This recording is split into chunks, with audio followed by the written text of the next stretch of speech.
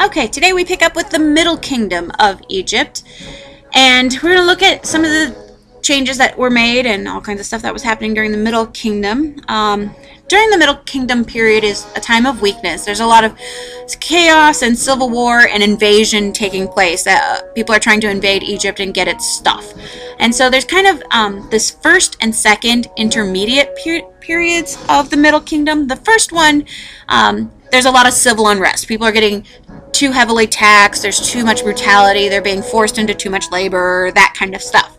The second one is the one that's more famous, and that's because Egypt gets invaded by the Hyksos, and the Hyksos were a nomadic tribe. They're from Israel, or the Israeli region, I guess, and they were known as the killers from the upland. So that kind of really tells you, like, they were sort of feared and they were super powerful kind of thing.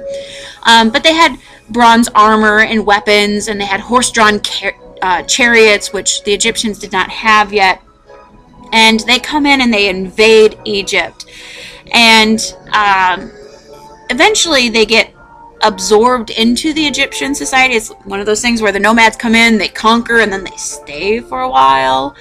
And they're impressed by the Egyptian civilization, and so the Hyksos are there, and they dominated Egypt for roughly 100 years, and then eventually they get driven out by the Egyptians. And once they drive out the Hyksos, then that's when we get the New Kingdom, which starts in roughly 1570 BCE. So the New Kingdom is a time of wealth and imperialism for Egypt. And imperialism means that they're starting to branch out and start grabbing more land for themselves. And so they begin to conquer more land, and because more land means more power. And so the pharaoh at the time is going to send his name is Amase, and he is going to send his sons to the south. He's going to send them to Syria and to Palestine and basically expand their territory. And as they expand, they get slaves, and they bring the slaves back, and the slaves do some of the labor. And so some of their civil unrest that they had during the Middle Kingdom is going to be put to rest, because now they have slaves to do the labor for them. So some major rulers during the New Kingdom time. Queen Hatshepsut is going to rule in her son's name, and she's going to encourage a lot of trade with these areas and other nations, other cultures around them as well. Ramesses II was a military leader of Egypt during the New Kingdom, and he had a lot of victories. But there's a slow decline after his death, and again, it's because invaders start coming in.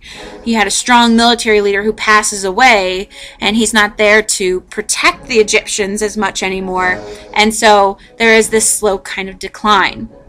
Roughly the 1300s BCE, we get Pharaoh Akhenaten and Queen Nefertiti.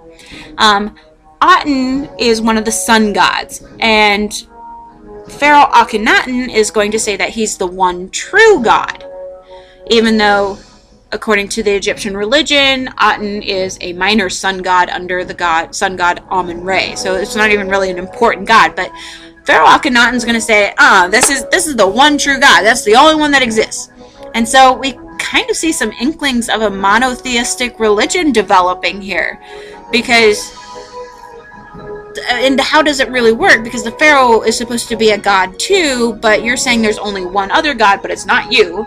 So it's not really a monotheistic. It's kind of getting there, but it's not really. Now, the priests of all these gods and goddesses and the commoners really dislike this idea. They're like, what are you doing? Pharaoh Akhenaten is actually going to adopt the name of Aten as part of his name, so just to show that, the one true God kind of thing. But he's very intolerant of people not accepting his way of viewing things, and so he's going to persecute them. And that never goes over very well. He's going to enforce the death penalty a lot. And so he goes on this campaign to basically change history or change Egyptian culture. And you see a lot of the truth is going to be put into art. Basically, art is going to depict life as reality sort of thing. So that he's going to go through Egyptian art and basically erase any other god other than Aten. just to show that it's the one true God sort of thing. And so there's a lot of confusion for the people about the Pharaoh, because they're like, well, are you mortal or are you God? Because if you're God, we understand why you're in charge of us, but if you're mortal, we don't understand why you have these extra powers or why you're in charge of us. Eventually, Pharaoh Akhenaten is going to die due to poisoning. So somebody decided they'd had enough of him and got rid of him. And his son-in-law is going to become Pharaoh. And his son-in-law is King Tut, who we talked about in an earlier video about how important he was, or how unimportant he was. But he's important because of the stuff that we find. But King Tut is actually going to, in his very short amount of reign, he is going to bring back the old gods. Basically say, okay, my father-in-law had no clue what he was talking about, and so he's going to bring back those old gods, and peace is sort of restored. It's during this